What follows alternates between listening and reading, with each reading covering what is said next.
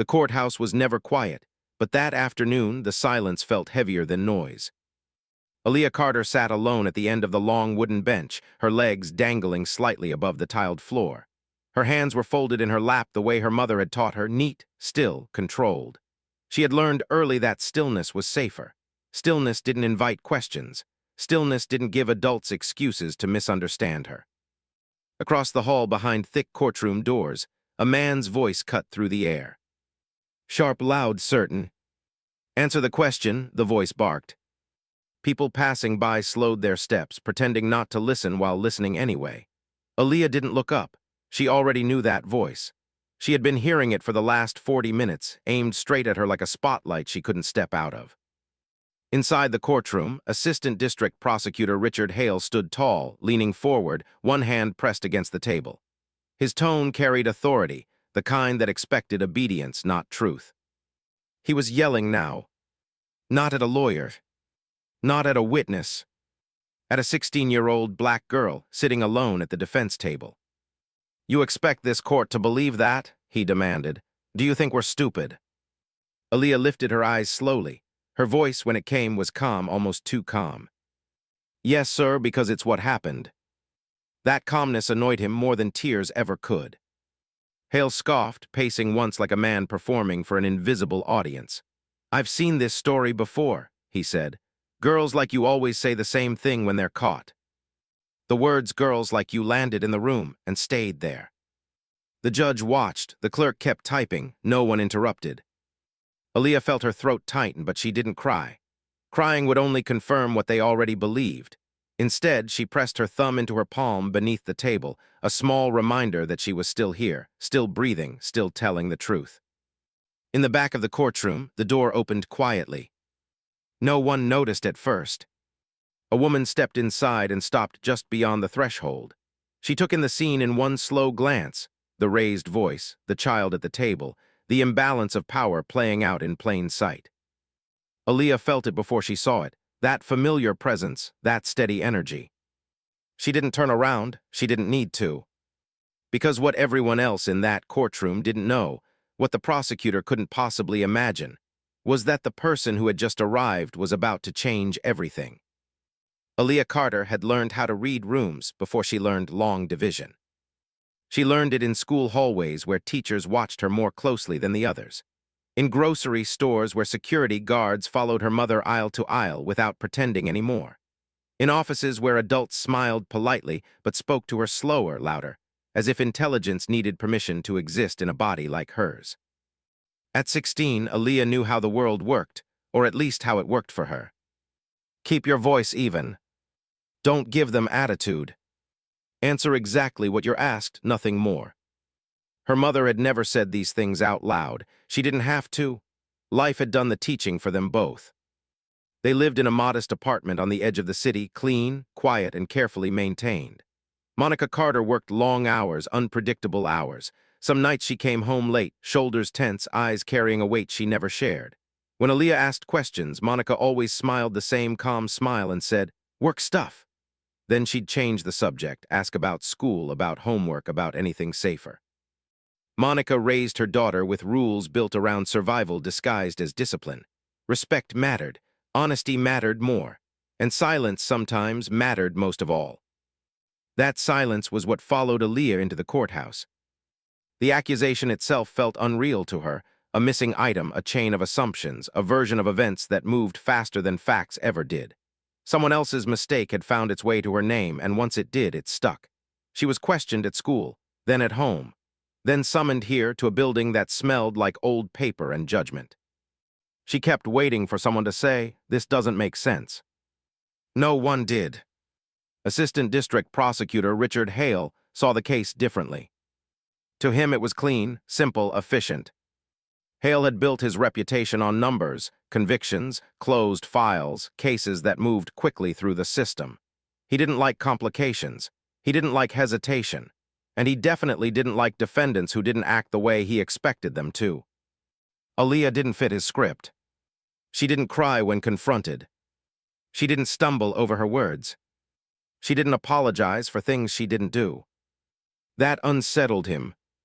In his mind, innocence looked frantic. It begged, it shook. Calmness, especially from someone young and black, looked rehearsed, calculated, guilty. Hale believed the courtroom was a place where authority needed to be asserted early and loudly. Control the narrative first, and the truth would fall in line behind it. That morning, when Aaliyah appeared without her mother beside her, Hale took it as confirmation of everything he already believed. Neglect. Lack of guidance. Another kid left to figure things out alone. He didn't know Monica had called ahead. Didn't know she was delayed by something she couldn't cancel. Didn't care. To Hale, absence always meant weakness. The judge assigned to the case was experienced, tired, and overworked. He had a docket that stretched past sunset and a habit of trusting his prosecutors. He saw Aaliyah as another young defendant who would either learn a lesson today or carry one away anyway. The courtroom itself felt indifferent, wooden benches polished smooth by decades of waiting bodies, flags standing stiff in the corners, portraits of former judges staring down with painted authority.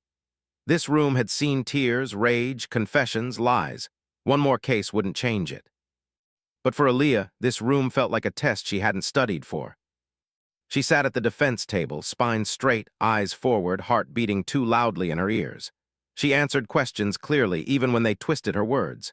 She corrected mistakes politely. Each time Hale raised his voice, she lowered hers just a little more. Inside, something ached. Not fear, disappointment. She had believed that telling the truth would matter, that adults would recognize it, that the system, flawed as it was, would at least try to listen. Instead, she felt herself shrinking into the role they had already written for her. A troubled girl.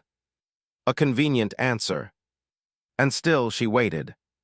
Because her mother had told her one thing her whole life, quietly, firmly, without drama. Truth doesn't rush, Monica had said once. It arrives when it's ready. So Aaliyah waited. She waited as Hale pushed harder. She waited as the judge allowed it. She waited as the room leaned toward a conclusion that had nothing to do with facts. And somewhere beyond the courthouse walls, Monica Carter was on her way, carrying not anger, not fear, but something far more dangerous to a man like Richard Hale. The truth. The judge adjusted his glasses and looked down at the file like it was already finished. Proceed, he said, his voice neutral, tired. That single word unlocked everything Richard Hale had been holding back. He stood slowly, deliberately, buttoning his jacket as if preparing for something formal, something important. He took 2 steps toward the defense table, not close enough to touch, but close enough to loom. The kind of distance meant to remind someone where they stood. Aaliyah felt it immediately. The air changed. Hale didn't raise his voice at first. He didn't need to. His tone was controlled, smooth, practiced, the voice of a man who had done this many times and enjoyed the rhythm of it.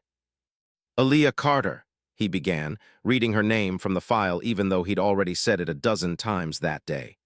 You've told this court that on the afternoon of March 14th, you were nowhere near the locker area where the item went missing.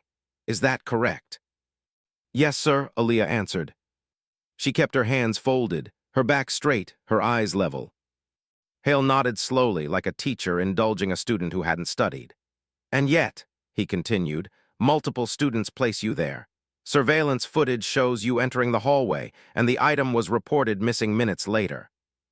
He paused. So help me understand something, he said, finally lifting his eyes to her face. Are all those people lying, or are you? The question hung in the room, sharp and unfair. Aaliyah swallowed. I didn't take anything, she said. I walked past the hallway to get to my next class. I didn't go to the lockers. Hale smiled slightly, not with warmth but with satisfaction. Interesting, he said, because earlier you said you never go near that area. Aaliyah's brow furrowed just a little. I said I don't use the lockers, she replied carefully, not that I've never walked past them. Hale turned toward the judge, spreading his hands. You see, he said, this is what I mean, little changes, little adjustments. He turned back to her, his voice sharpening. Which version should we believe, Aaliyah? Her chest tightened. They're the same, she said quietly. Hale's smile faded. No, he snapped, they're not. He took another step forward. The wood of his shoe clicked against the courtroom floor, loud in the silence. You expect this court to believe that you just happened to be in the right place at the right time, surrounded by witnesses, near a valuable item, and somehow had nothing to do with it. Aaliyah opened her mouth to answer, but Hale didn't let her. Let me guess, he continued, his voice rising just a little. Someone else did it, someone who conveniently can't be identified. That's not what I said, Aaliyah replied, her voice still calm, though her heart was pounding now. Hale leaned in. Then say it clearly, he demanded. Say it so we can all hear you. She took a breath. I don't know who took it, she said. I only know I didn't. A murmur moved through the courtroom. Not loud enough to be reprimanded, just enough to be felt. Hale straightened, exhaling through his nose like he was losing patience with a stubborn child. I've been doing this a long time, he said, pacing once in front of her. I've seen every version of this story, the calm voice, the innocent face, the denial that sounds rehearsed. He stopped pacing and faced her again. And every time, he said, it ends the same way. Aaliyah felt heat rise behind her eyes, but she forced it down. She refused to cry here. She refused to give him that. I'm telling the truth, she said. Hale laughed, a short, humorless sound. Truth, he repeated, or the truth you practiced. Her fingers curled slightly against her palm. The judge cleared his throat. Mr. Hale, he said, not quite a warning, let's keep this productive. Of course, Your Honor, Hale replied smoothly, though his eyes never left Aaliyah. I'm simply trying to understand the mindset of the defendant. He flipped a page in his file. Let's talk about your mother, he said casually. Aaliyah stiffened. She's not here today, is she? No, Aaliyah answered. Hale raised his eyebrows. Didn't think so. Something in his tone shifted, less legal, more personal. So you're handling this on your own, he asked. No adult guidance, no one helping you remember what happened. Aaliyah hesitated. My mother is coming, she said. She was delayed. Hale waved a dismissive hand. That's what they always say. The words hit harder than anything else he'd said so far. The judge didn't interrupt. Hale leaned closer, lowering his voice just enough to feel intimate, invasive. Let me give you some advice, he said. This court goes a lot easier on people who take responsibility. Aaliyah's voice shook for the first time, just barely. I can't take responsibility for something I didn't do. Hale straightened abruptly. There it is, he snapped. Defiance. It's not defiance, she said quickly. It's the truth. Don't argue with me. Hale raised his voice now, sharp and echoing. You're not in a position to lecture this court about truth. The sound carried. People in the gallery shifted. Someone cleared their throat. A clerk paused her typing. Aaliyah felt every eye on her, weighing her, judging her. Answer the question, Hale barked. Did you or did you not take the item? No, Aaliyah said. Louder this time. Hale slammed his palm lightly against the table. Not enough to be dramatic, but enough to intimidate. You expect us to believe that? He demanded. Do you think we're stupid? The word stupid echoed in the space between them. Aaliyah flinched despite herself. The judge finally looked up fully. Mr. Hale. With respect, Your Honor, Hale interrupted. This young woman is wasting the court's time. He turned back to Aaliyah, his voice hard now, stripped of all pretense. Girls like you, he said slowly, deliberately, always think they can outsmart the system. The words landed like a slap. Aaliyah's breath caught. Her vision blurred for a moment, not from tears, but from disbelief. Girls like you. She looked down at her hands, brown against the pale wood of the table, and understood exactly what he meant. She pressed her thumb into her palm, grounding herself, the way her mother had taught her. I didn't do anything wrong, she said again. Hale shook his head, exasperated, unbelievable. He turned toward the judge. Your Honor, the defendant's refusal to cooperate and her inconsistent statements. They're not inconsistent, Aaliyah said suddenly. The room went still. Hale turned slowly, eyes narrowing. What did you just say? Her heart pounded, but she didn't back down. They're not inconsistent, she repeated. You're changing my words. A ripple moved through the courtroom. The judge leaned forward slightly. Hale stared at her for a long moment, then laughed, louder this time, openly mocking. Now you're accusing me, he said. Is that what this is? I'm just saying what happened, Aaliyah replied. Hale's face hardened. This is not a debate, he snapped. You don't get to decide how this works. He took a breath, then raised his voice fully, no restraint now. You are here because evidence points to you, he said sharply, and your attitude isn't helping. Her chest tightened painfully. My attitude? She asked quietly. Yes, he said, the way you sit there, the way you speak, like this is all beneath you. That wasn't true, and they both knew it. Aaliyah felt something crack inside her, not her resolve, but her faith. Faith that calmness would protect her. Faith that truth alone was enough. She looked toward the back of the courtroom without thinking. And that was when she felt it. A presence. Steady, familiar. The door behind the gallery opened softly. No announcement, no interruption. Just the sound of footsteps entering the room. Aaliyah didn't turn around. She didn't need to. Because for the first time since this began, she wasn't alone anymore. The footsteps stopped near the back row. Richard Hale was still talking, still pacing, still convinced the room belonged to him. His voice filled the space with practiced certainty, the kind that left no room for interruption. As I was saying, Your Honor, he continued, the defendant's behavior demonstrates a clear lack of remorse. She's evasive, argumentative, and... Excuse me. The voice was calm, firm, controlled. It didn't raise itself to demand attention. It didn't need to. The courtroom froze. Hale turned sharply, irritation already forming on his face. We're in the middle of proceedings, he snapped. You'll need to wait. I won't, the woman replied evenly. She stepped forward into clearer view.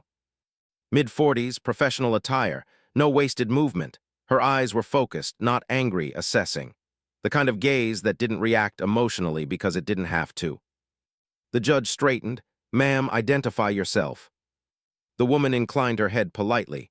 Monica Carter, she said, Aaliyah's mother. A ripple moved through the room. Hale scoffed quietly. Finally decided to show up, he muttered, not bothering to lower his voice. Monica ignored him. Your Honor, she continued, I apologize for the interruption. I was delayed due to a matter involving my work. I was informed this hearing would not proceed without counsel present. The judge frowned. That is not what I was told. Monica nodded once. I assumed as much. Hale stepped forward again, reclaiming his space. With all due respect, he said, your absence has already been noted. We can't pause every case for late arrivals. Monica turned to him for the first time. Her expression didn't change, but something in her eyes sharpened.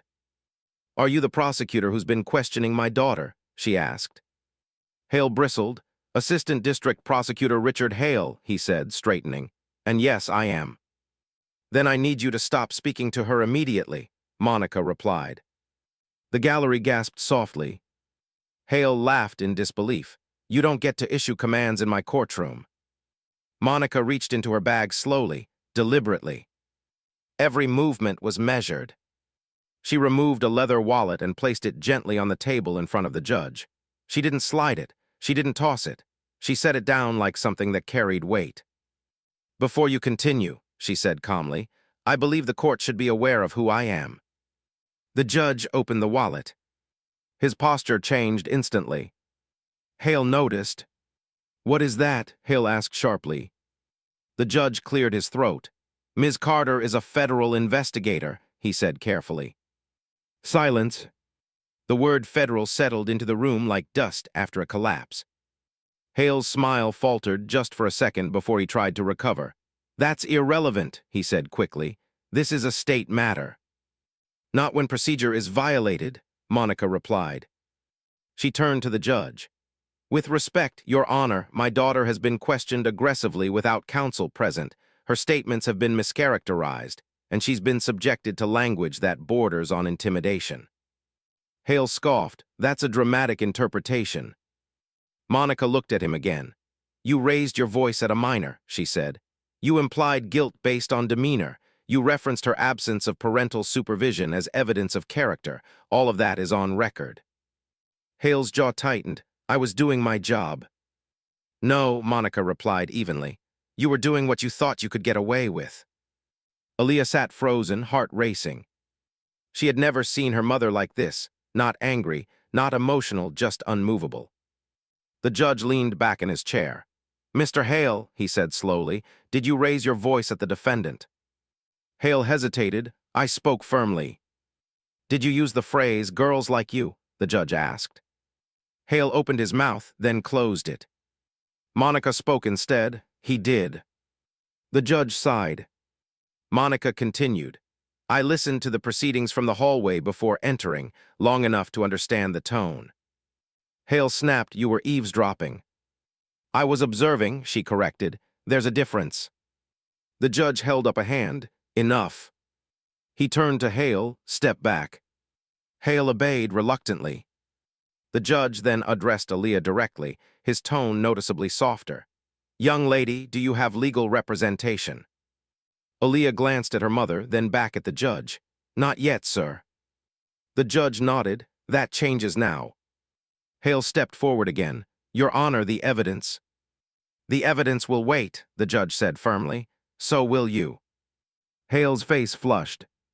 Monica placed a hand gently on Aaliyah's shoulder, not possessive, just grounding. "My daughter told the truth," Monica said, "and even if she hadn't, she deserved respect."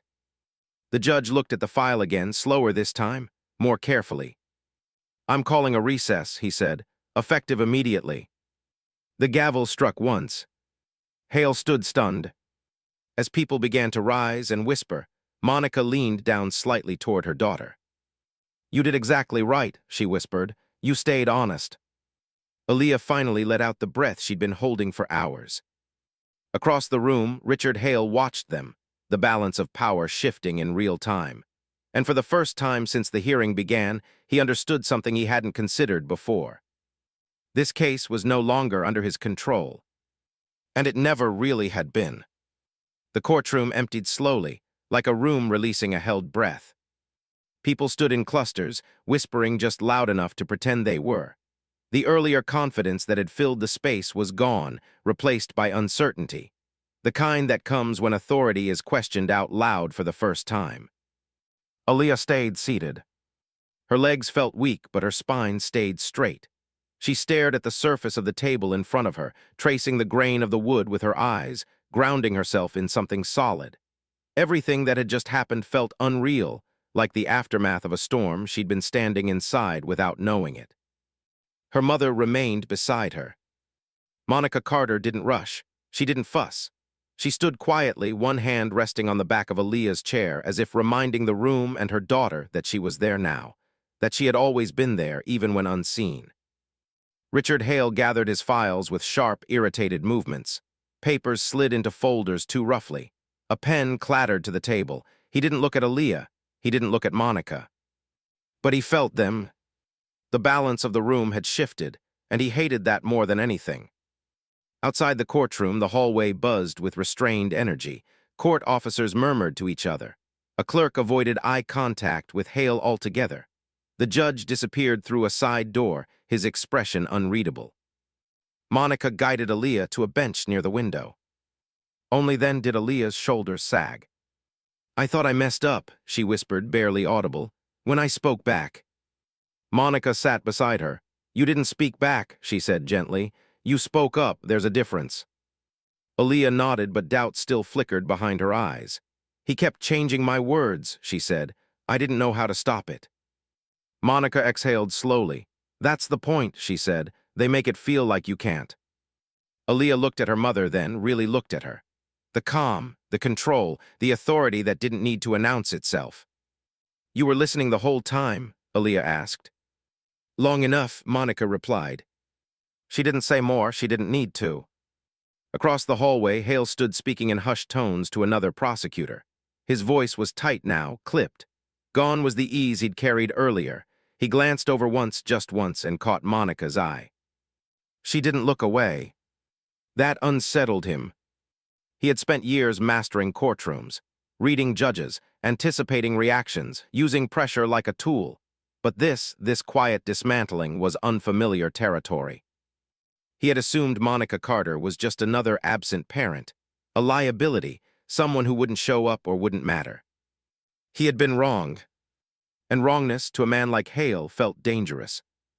The recess stretched longer than expected. During that time, Monica made a few quiet phone calls. She kept her voice low, her words precise. Aaliyah didn't hear names or details, but she recognized the tone, the same tone her mother used when handling serious work matters. Focused, intentional. Aaliyah realized something then.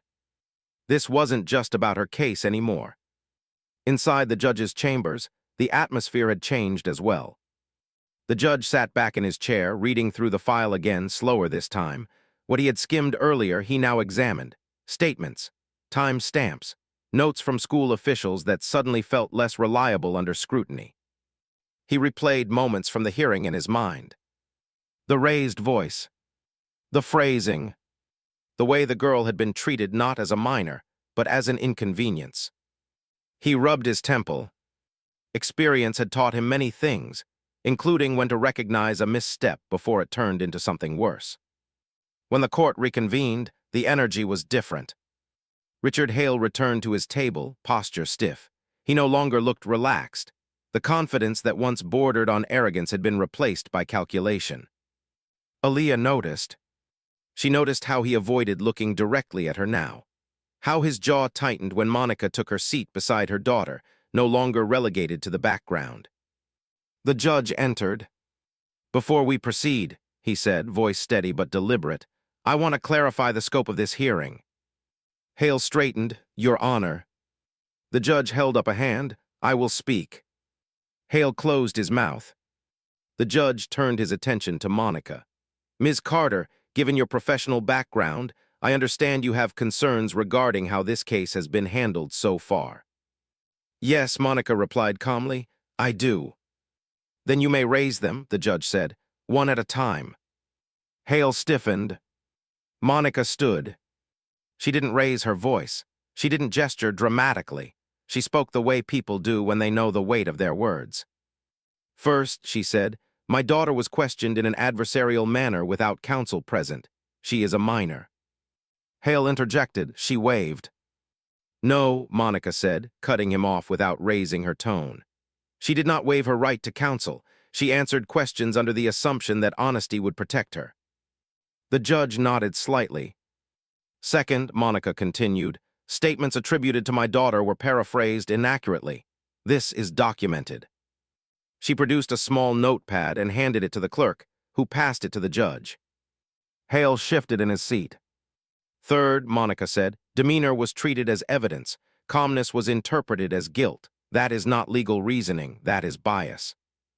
The word hung in the air. "Bias?" Hale's face flushed. "Objection," he said sharply. "That's an accusation." "It's an observation," Monica replied, "one supported by the record." The judge raised a hand again, silencing Hale. "Continue," he said to Monica. Monica met Hale's gaze directly now. "You raised your voice at my daughter. You implied her character based on my absence. You used language that framed her not as an individual, but as a category." Hale opened his mouth to respond. The judge spoke first. "Mr. Hale," he said evenly, "did you refer to the defendant using the phrase, 'girls like you'?" Hale hesitated again. "Yes," he admitted reluctantly, "but—" "That's enough," the judge said. The gallery was silent. Aaliyah felt something shift inside her chest, not relief exactly, but validation. For the first time, an adult in power was saying out loud that what happened wasn't acceptable. Hale's voice dropped. "Your Honor, with respect, this line of questioning undermines the seriousness of the offense." "The seriousness of the offense," the judge replied, "does not excuse misconduct." Monica sat back down slowly. Aaliyah's hand trembled slightly, and Monica noticed. She reached over and squeezed it gently. "You're doing great," she whispered. Hale leaned back in his chair, jaw tight, mind racing. This was no longer about winning a case. This was about protecting himself. He thought of past hearings, other young defendants, other moments he'd justified as firmness, as efficiency. None of them had come back to challenge him like this. Until now. The judge closed the file. "I'm ordering a full review of how this case has been handled up to this point," he said. "Effective immediately." Hale's head snapped up. Your Honor, this hearing is no longer proceeding under the original framework, the judge continued. Any further questioning of the defendant will be postponed until counsel is present. Aaliyah let out a slow breath. Monica remained still, composed. Hale said nothing. He couldn't, because for the first time since he'd entered that courtroom, the system wasn't moving in his favor anymore. And everyone in the room could feel it. The review did not end the tension, it sharpened it. What had once been a straightforward hearing was now something heavier, slower, and far more dangerous for everyone involved. The courtroom no longer felt like a place where outcomes were rushed. It felt like a place where every word could leave a mark. Richard Hale sat stiffly, hands clasped together, eyes fixed on the judge's bench. His mind was moving faster than the proceedings. He was no longer thinking about Aaliyah Carter as a defendant. He was thinking about Monica Carter as a problem. Not loud, not reckless, not emotional. Those were the easiest kinds of problems to dismiss. Monica was none of those things. She sat beside her daughter, posture relaxed but alert, as if she were observing a process she understood deeply because she did. Her calm wasn't performative. It wasn't defiance. It was experience. The judge requested documentation. School reports, witness statements, timeline confirmations. Each request slowed the case further, peeling away assumptions Hale had relied on from the beginning. What once felt airtight now revealed gaps, small ones at first, then larger ones that could no longer be ignored. Aaliyah watched quietly as adults argued around her. She noticed how differently they spoke now, no raised voices, no sharp accusations. Words were chosen carefully, like stepping across thin ice. She realized something important in that moment. Authority wasn't gone. It had simply been forced to behave. The clerk read aloud portions of the report. Times didn't align as cleanly as Hale had suggested earlier. The hallway footage showed movement, but not clarity. Witnesses contradicted each other on details that had once been presented as certain. The certainty was unraveling. Hale shifted in his chair. Your Honor, he said, attempting to regain control, the inconsistencies do not negate probable involvement. We're discussing a pattern of opportunity. Monica leaned forward slightly. Opportunity without proof, she said calmly, is speculation. Hale shot her a glare. You're not counsel. No, Monica replied, but I am her mother, and I am allowed to speak when procedural harm is being discussed. The judge nodded. That is correct. Hale's jaw tightened. Aaliyah felt a strange mix of emotions, relief, confusion, and something else she couldn't quite name. Watching her mother navigate the room so effortlessly made her realize how vulnerable she had been before. Not because she was weak, but because the system assumed she was. During a brief pause, the judge asked Aaliyah directly, Do you understand what's happening right now? She nodded, Yes, sir.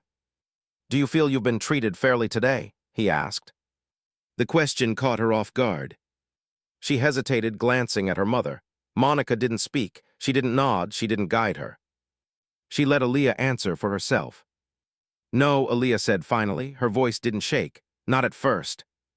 The judge absorbed that. And now, he asked. Aaliyah took a breath. Now I feel like I'm being listened to. The room went quiet. Hale looked away. The judge cleared his throat. That matters. For the first time since the hearing began, Aaliyah felt seen not as a case, not as a problem, but as a person whose experience carried weight. The judge ordered a temporary suspension of proceedings. Outside the courtroom, the air felt different. Monica and Aaliyah stood near the window again. Sunlight spilled across the marble floor, warm and ordinary, as if nothing extraordinary had just happened inside. I didn't know you could say no like that, Aaliyah admitted quietly, to someone like him. Monica smiled faintly. You can always say no, she said. The question is whether they're willing to hear it. Aaliyah nodded, thinking. Across the hall, Hale stood alone now. The other prosecutor had stepped away, leaving him to stew in his thoughts. He replayed the hearing again and again, each moment sharper than the last. He told himself he hadn't done anything wrong, that he'd followed procedure. That pressure was part of the job. But doubt crept in anyway. Because for the first time, Someone had named what he did out loud. Bias, intimidation, assumption. Those words didn't belong in his self-image. They threatened the narrative he'd built about himself, the fair prosecutor, the hard worker, the man who kept order. And he hated that a teenage girl and her mother had exposed cracks in it. When the judge returned, he didn't sit immediately. He stood at the bench, hands resting on the wood, and looked at everyone in the room. This case, he said slowly, will proceed differently from this point forward. Hale straightened, alert. The defendant will be assigned independent counsel, the judge continued. All prior statements made without representation will be reviewed for admissibility. Hale opened his mouth. The judge raised a hand. This is not a suggestion. Hale closed it. Monica exhaled softly. Aaliyah felt something loosen in her chest, not freedom yet, but space. Space to breathe. Space to exist without being pushed. The judge looked directly at Hale. Mr. Hale, I expect professionalism, not performance. The word stung. Yes, Your Honor, Hale replied quietly. The gavel struck once. As the session adjourned, people filed out more slowly than before. Some glanced at Aaliyah with curiosity now, others with something closer to respect. Aaliyah noticed. It didn't make her feel triumphant. It made her feel tired. Monica placed a gentle hand on her back as they walked toward the exit. You okay? She asked. I think so, Aaliyah replied. Just overwhelmed. That's normal, Monica said. What you went through wasn't small. They reached the courthouse doors. Outside, the city moved on, cars passing, people talking, life continuing as if a quiet injustice hadn't just been challenged inside. Hale remained behind, watching through the glass. He saw the way Monica walked beside her daughter, not shielding her, not leading her, but matching her pace exactly. That image stayed with him, because something had changed, whether he wanted to admit it or not. The case was no longer a win waiting to happen. It was a mirror, and it was starting to reflect things he wasn't ready to face. The courtroom filled again the next morning, but it didn't feel the same. The air was heavier now, charged with expectation. People took their seats more quietly, more carefully, as if the room itself had learned something overnight. Word had spread, not loudly, not officially, but enough. Clerks whispered. Officers stood straighter. Even the walls seemed to listen. Aaliyah entered beside her court-appointed attorney, a woman with tired eyes and a firm walk. Monica followed just behind, composed as ever. They took their places without drama. Richard Hale arrived moments later. He looked polished as always, suit-pressed, tie perfect, but something underneath had shifted. His confidence no longer filled the room ahead of him. It stayed close, contained, guarded. He avoided looking at Aaliyah. The judge entered and wasted no time. Let's proceed, he said. The clerk began reading updated findings into the record. Each line landed like a quiet blow. Timeline inconsistencies. Witness uncertainty. Procedural concerns. What had once sounded like a clean case now sounded fragile. Hale rose to speak, but his voice lacked its former edge. Your Honor, he began, the prosecution maintains that. Mr. Hale, the judge interrupted, before you continue, I want to address something directly. Hale froze. The judge looked out over the courtroom, then back at Hale. Yesterday, this court witnessed a minor being questioned in a manner that crossed the line from firm to inappropriate. Hale swallowed. The language used, the judge continued, and the assumptions made were not supported by evidence. They were influenced by perception. Monica remained still. Aaliyah felt her pulse quicken. Hale cleared his throat. With respect, Your Honor, my intent was never. Intent is not impact, the judge said calmly, and impact matters. A hush fell over the room. The judge turned to Aaliyah. Young lady, you have maintained your statement from the beginning. Is that correct? Yes, sir, she answered. Even when pressured? Yes.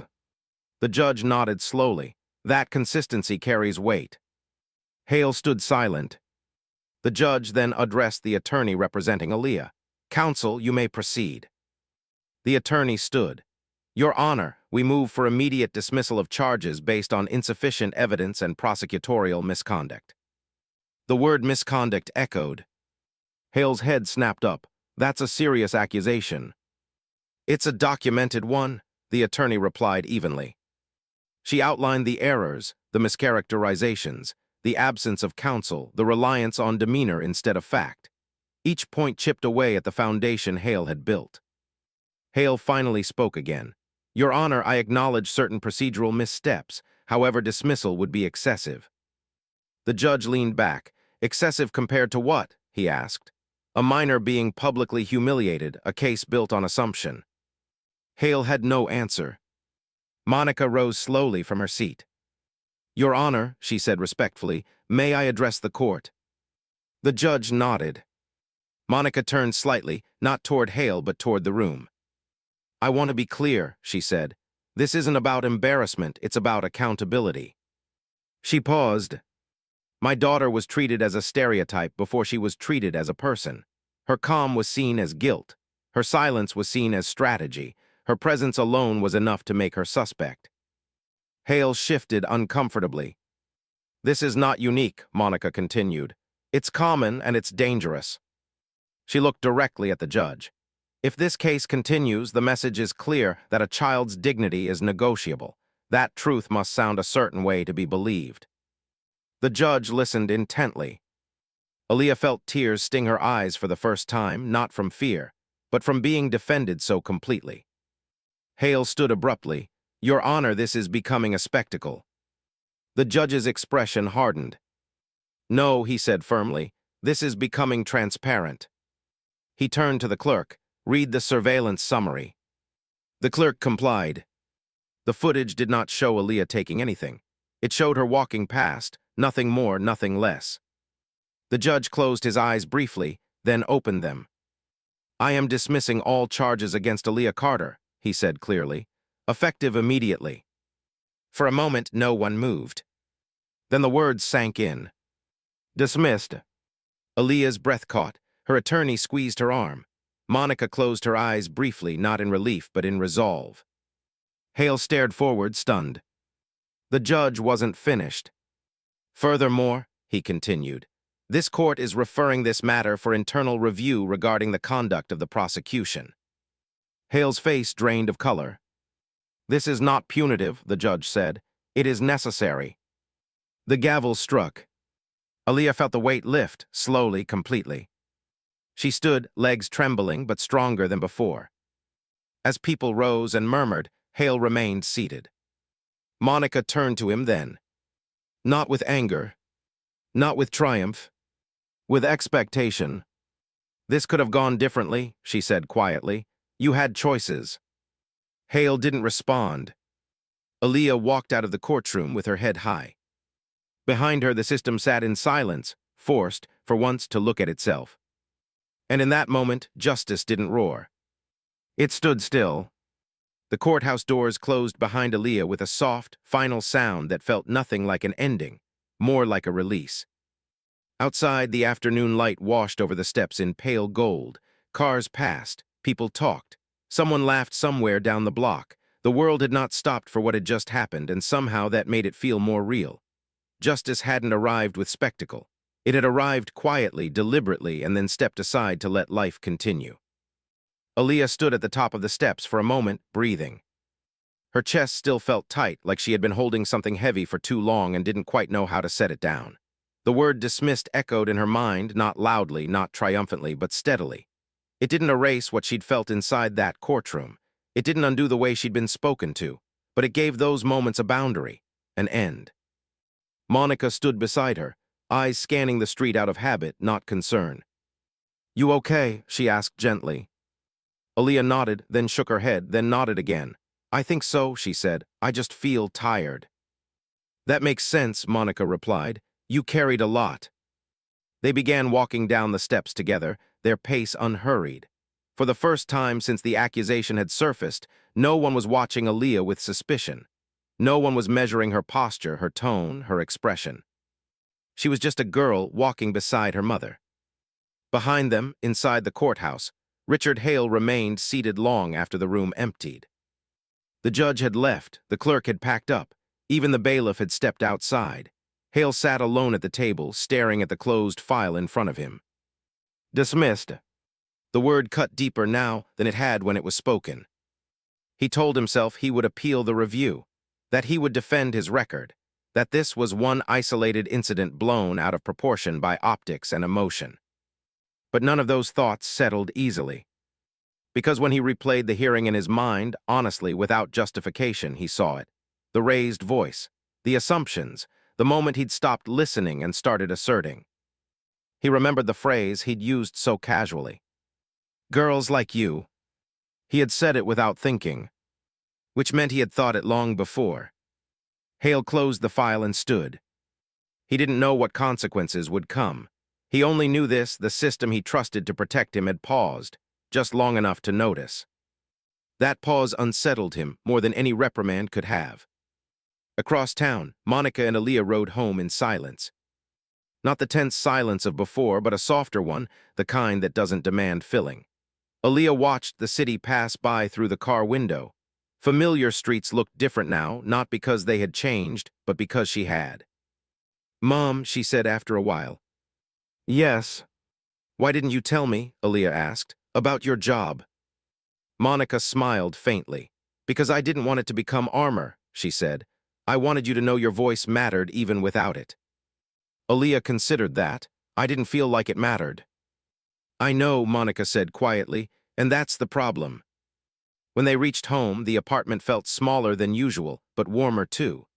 Aaliyah dropped her bag by the door and sat at the kitchen table, resting her head in her hands. I kept thinking, she said, muffled, that if I just stayed calm enough, they'd believe me. Monica poured 2 glasses of water and slid one across the table. Calm doesn't guarantee fairness, she said. Sometimes it just reveals who's willing to listen. Aaliyah looked up. Do you think he'll do that again? She asked, to someone else. Monica didn't answer right away. I think, she said carefully, that he'll remember today, and sometimes memory is where change starts. The next few days passed slowly. At school, whispers followed Aaliyah down the halls, not accusatory now, curious. Teachers were kinder. Students looked at her differently, unsure how to approach her. The administration called her mother in, offered apologies that felt rehearsed but sincere enough. Aaliyah listened politely. She accepted the apologies, but she didn't let them define the experience. She had learned something deeper than reassurance. She had learned that systems could be challenged, not by shouting, not by anger, but by standing firm in truth and refusing to disappear. One afternoon, as she sat at her desk working through homework she'd missed, a classmate stopped beside her. I heard what happened, the girl said quietly. You were brave. Aaliyah paused, then smiled. I didn't feel brave, she admitted. I just didn't lie. The girl nodded, thoughtful, and walked away. That night, Aaliyah lay awake longer than usual.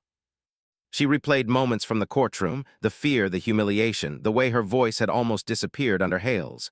But she also remembered the way it had come back, stronger, clearer. She realized something then. Justice hadn't just happened to her. She had participated in it. Weeks later, the letter arrived. Monica opened it at the kitchen counter, her expression unreadable. She read it once, then again, before setting it down.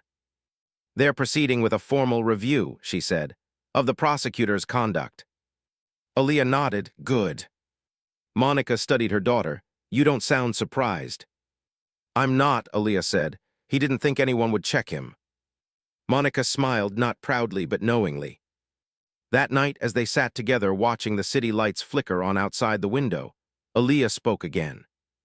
I think, she said slowly, that I want to help people someday, people who don't get listened to. Monica reached for her hand. You already did, she said, and you didn't even have a badge. Aaliyah squeezed her hand back. She knew the world hadn't changed overnight. She knew the next girl might not have a mother walk into the room at the right moment. She knew the system still had teeth. But she also knew this. Silence wasn't weakness. Calm wasn't guilt. And truth, even when shouted down, had a way of standing back up. As the night settled around them, Aaliyah felt something she hadn't felt since this all began. Peace. Not because everything was perfect, but because she knew who she was, and now so did the world. Some injustices don't arrive with violence or chaos. They arrive quietly, wrapped in authority, spoken in calm rooms, justified as procedure. Aaliyah's story reminds us that harm doesn't always look cruel. Sometimes it looks professional. Sometimes it sounds confident.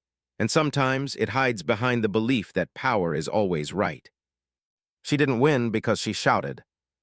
She didn't win because someone rescued her at the last second. She won because she refused to surrender her truth, even when the system tried to reframe it, rush it, or silence it. And her mother didn't arrive to dominate the room. She arrived to hold it accountable. That's the difference. Real strength isn't loud. Real authority doesn't need to intimidate. And justice doesn't need to humiliate to be effective. This story is about more than one courtroom. It's about every space where people are judged before they are heard, where calm is mistaken for guilt, where dignity is treated as defiance. It asks a simple but uncomfortable question. Who gets believed when they speak calmly, and who has to prove they deserve to be heard at all? Aaliyah learned something that day that no ruling could take away. That her voice mattered even before it was validated. That truth does not need approval to exist. And that standing firm can change the direction of a room, even when the odds are stacked. For anyone who has ever been talked over, dismissed, or judged by a label instead of their humanity, this story is for you. And for those who hold power, it's a reminder. Every word carries weight. Every assumption leaves a mark. And every choice either protects dignity or erodes it.